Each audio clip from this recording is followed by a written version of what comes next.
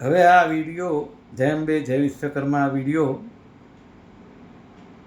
સૌથી મોટા ગુનેગાર આ સમાજના ગોરધનભાઈ મકવાણા માટે. અને આ ગોરધનભાઈ મકવાણાએ મેં જોયું, એમનું ભાષણ સાંભળ્યું, ભાષણ સારું કરે છે કે મેં તિજોરીઓ આપી, મેં આ કર્યું, મેં તે કર્યું.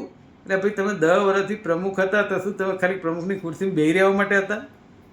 જે કરવું પડે તો કરવું જ પડે ને ભાઈ. જે ખુરશીમાં આપણને સમાજે બેસાડ્યા હોય તો ખાલી પેલા ખોટા ખોટા દસ્તાવેજ કરીને પૈસાની હેરફેર કરવા માટે હતા? પછી કે મુકેશ પંચાલ પેલો કાન કજુરો, એટલે આ કાન કજુરો હજી તો કાન કજુરો હવે રોલ આવે છે કાન કજુરાનો. શાંતિ રાખો.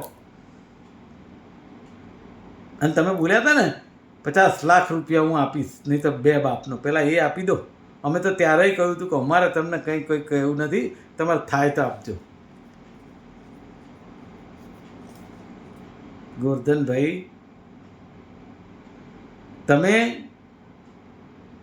જે બિલ્ડરને જગ્યા વેચીને એ વખતે મેં તો હસમુખભાઈ સોલંકી, કાંતિભાઈ અને એ લોકો પાસે અને દાસ કાકા આ બેઠા હતા ને જાણ્યું કે જગ્યા વેચી ત્યારે બિલ્ડરને ચોખ્ખું કહ્યું હતું કે આ જગ્યા જે હાલતમાં છે તે હાલતમાં અમે વેચવા માગીએ છીએ.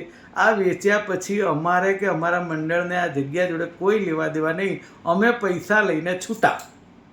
આ ધોરણે જગ્યા વેચી હતી એવું આ ટ્રસ્ટીઓ તમારી હાજરીમાં કહેલું. તો ગોરધનભાઈ મકવાણા જવાબ આપો. મને કાન કજુરો કહેતા હતા ને, હવે કાન કજુરાને જવાબ આપો કે તમે આટલા 10 વર્ષથી પ્રમુખ હતા, તમે એ મણિનગરની ડોડિયાવાળી ચોખ્ખી ના કરી શક્યા. ચોખ્ખી કરાવી હોત તો એમાં બાંધકામ થાત તો આપણે આગળ વધત ને. ના કરાયું કે કરાવી ના શક્યા, ભગવાન જાણે. પણ પેલા બિલ્ડરને વેચી એટલે એની જોડે સેટિંગ કરી અને પછી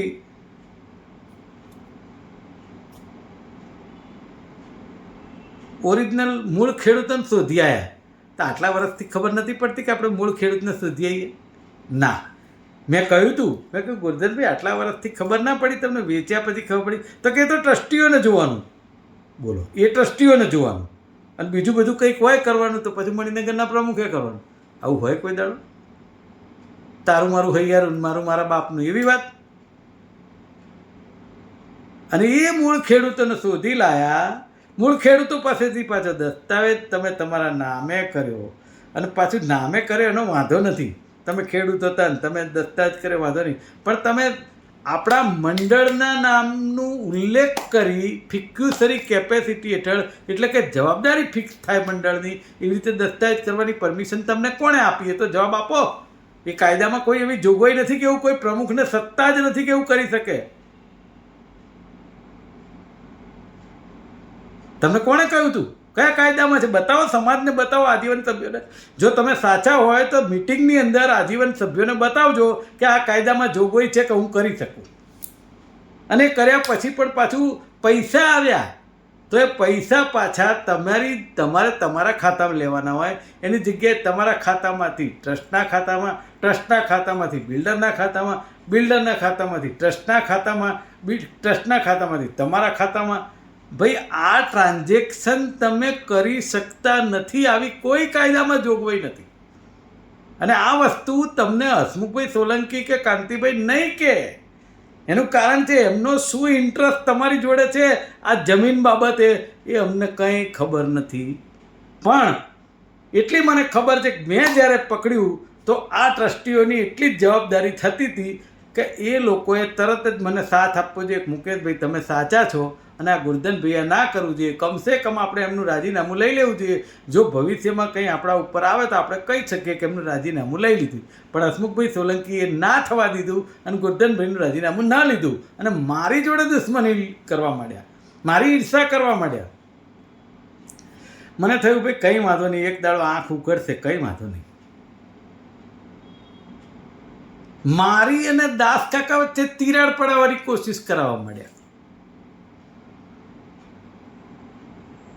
અરે ભાઈ, તમારે જે હાંસલ કરવું હતું, તમારે જે દાસ કાકા જોડે કરવું હતું એ તમે કરી લીધું. હવે એનો ઉલ્લેખમાન નથી કરવો. કોણ પસ્તાય ક્યાં શું થયું એનો ઉલ્લેખમાન નથી કરવો. એ તમે કરી લીધું. પણ ગોરધનભાઈ મકવાણાને કહેવા માગું છું કે આ કાન કજૂરો હવે તમને જે અનુભવ કરાવે ને એ તમે જુઓ. પહેલાં એકવાર ટ્રસ્ટી તો થઈ જાઓ. સમાજ કેવા ટ્રસ્ટી બનાવે છે હું જોઉં તો ખરા કે તમે જે આ કૌભાંડ કર્યું છે આખું દસ્તાવેજનું શેના માટે કર્યું છે એનો જવાબ તો પહેલાં આપો કે આ ખાતું ટ્રસ્ટનું તમારા માટે હતું, એ બિલ્ડર માટે હતું, એન્ટ્રીઓ માટે હતું. પાછા જાહેરમાં માઇકમાં કહે છે એન્ટ્રીનો સવાલ છે, પણ એ એન્ટ્રી ના થાય ભાઈ, ગેરબંધારણીય છે. પેલા જગદીશ રાઠોડ જોડે છે એ સમજાવતો નથી. કાયદો એ વખતે જગદીશ રાઠોડને ખબર નથી હોતો, પેલા બળવંતભાઈ પરમારને કાયદો નથી ખબર હોતી કે આ ના થાય, કે એક જ થાળીના બધા ચટ્ટા બટ્ટા છો, કે એકબીજાને તમે હાંચવે રાખો, તેરી બી ચૂપ ને મેરી બી ચૂપ. આ બળવંતભાઈ તમારી ગેરહાજરીમાં તમને પેલું કરતા હોય અને અમારી સામે, અને અત્યારે તમારી જોડે બેસી ગયા છે એટલે તમને સાંભળતા હતા. મેં વાડીમાં જોયું બોલતા હતા કે પેલા ભાઈ બળવંતભાઈ સાંભળતા હતા. એટલે ભાઈ તમને કાયદા ખબર નથી તો તમે વકીલ છો તો કહો તો ખરા કે આ ના થાય. ગોરધનભાઈ તમે આ બોલો છો ને પણ આ થાય નહીં, આવું તો કહો. પેલા જગદીશ રાઠોડને કે તમે કહો તો ખરા. એ વખતે કે સાપ સૂંઘી જાય છે તમને બોલતા.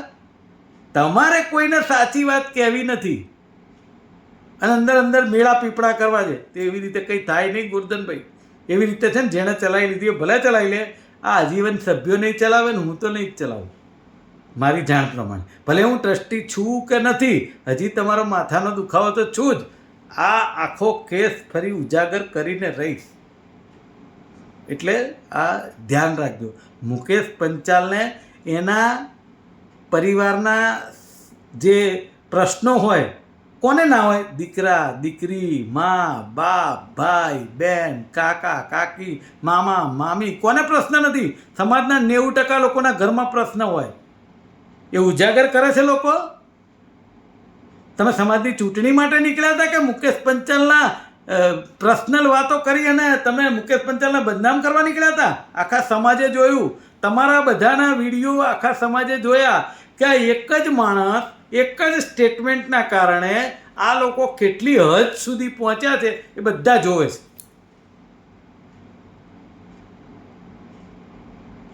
આના બધાને જવાબ આપીશ. તમને બધાને બહુ શોખ છે ને કે જે માણસ ના બોલે એની ઉપર ચડી જવાનું ને એને એ હદે લાવી દેવાનો કે આત્મહત્યા કરી લે. રહીના ભાવ રાતે ગયા. જવાબ મળશે તમને. જય અંબે, જય વિશ્વકર્મા.